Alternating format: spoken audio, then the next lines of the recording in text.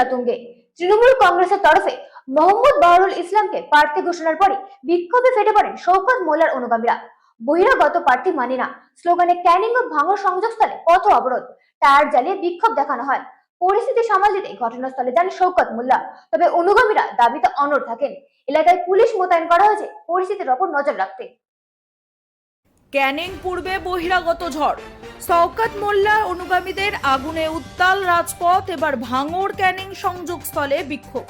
গতকাল তৃণমূলের প্রার্থী তালিকা ঘোষণার পর বিভিন্ন জায়গা থেকে উঠে এসেছে তৃণমূলের গোষ্ঠীদ্বন্দ্বের ঘটনা।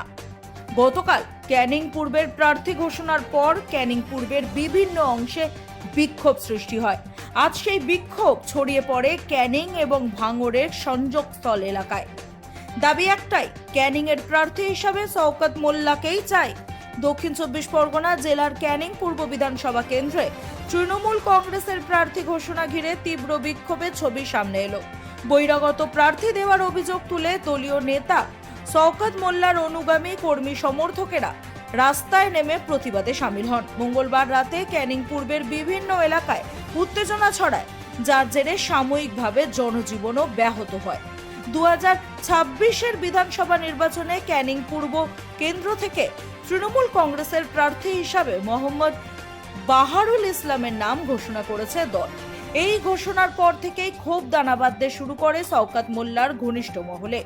দীর্ঘদিন ধরে এলাকায় সংগঠন সামলানো শওকত মোল্লাকে প্রার্থী না করায় অসন্তোষ প্রকাশ করেন শওকতের অনুগামীরা। মঙ্গলবার রাতে সেই ক্ষোভ বিস্ফোরণের আকার নেয়। শতাধিক কর্মী সমর্থক রাস্তায় নেমে অবরোধ শুরু করেন। বিভিন্ন জায়গায় টায়ার জ্বালিয়ে পথ অবরোধ করা হয়, ফলে যান চলাচল সম্পূর্ণভাবে থমকে যায়। বিক্ষোভকারীদের দাবি, ক্যানিং পূর্বে বহিরাগত প্রার্থী তারা কোনোভাবেই মেনে নেবেন না। তাদের স্পষ্ট বক্তব্য, এই কেন্দ্রে স্থানীয় নেতা শওকত মোল্লাকেই প্রার্থী হতে হবে। পরিস্থিতি সামাল দিতে ঘটনাস্থলে পৌঁছান শওকত মোল্লা নিজে। তিনি অনুগামীদের শান্ত করার চেষ্টা করেন, দলীয় সিদ্ধান্ত মেনে নেওয়ার বার্তা দেন। তবে বিক্ষোভকারীরা সেই আহ্বানে সাড়া না দিয়ে নিজেদের দাবিতে অনড় থাকেন। তাদের বক্তব্য, দীর্ঘদিন ধরে এলাকার মানুষের পাশে থাকা নেতাকে উপেক্ষা করে অন্য কাউকে প্রার্থী করা হলে সংগঠনের ক্ষতি হবে। ঘটনার জেরে এলাকায় চাঞ্চল্য ছড়িয়ে পড়ে। রাজনৈতিক মহলের একাংশের মতে প্রার্থী নির্বাচন ঘিরে এই ধরনের ক্ষোভ আগামী নির্বাচনে দলের জন্য অস্বস্তির কারণ হতে পারে। যদিও তৃণমূল কংগ্রেসের শীর্ষ নেতৃত্বের তরফ থেকে এখনো পর্যন্ত এই বিষয়ে কোনো রকমের প্রতিক্রিয়া পাওয়া যায়নি। এদিকে পরিস্থিতি নিয়ন্ত্রণে রাখার এলাকায় পুলিশ মোতায়েন করা হয়েছে। সামগ্রিক পরিস্থিতির উপর প্রশাসন নজর রাখছে বলে জানা যাচ্ছে। আগামী দিনে এই বিক্ষোভ কোন দিকে মোড় নেয় এবং দলীয় নেতৃত্ব কি পদক্ষেপ গ্রহণ করে, সেদিকেই এখন তাকিয়ে রাজনৈতিক বিশ্লেষকরা।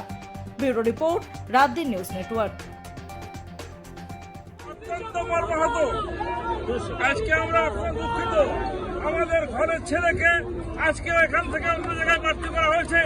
কিন্তু আজকে 1900 তৃণমূল কংগ্রেস যখন থেকে প্রতিষ্ঠা হয়েছে তখন থেকেই যিনি আমাদের অভিভাবক শওকত মোল্লা, তিনি মাথার ঘাম পায়ে ফেলে এখানে সংগঠন করেছেন।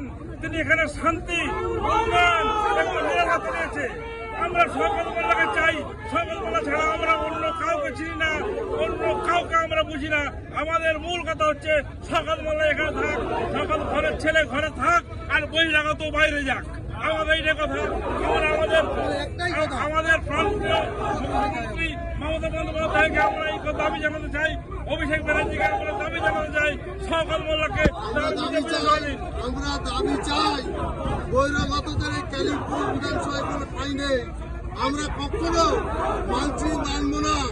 আমাদের প্রান্তীয় বিধায়ক মাননীয় শওকত মোল্লা সাহেবের নির্দেশ অনুযায়ী আমরা চলতে চাই।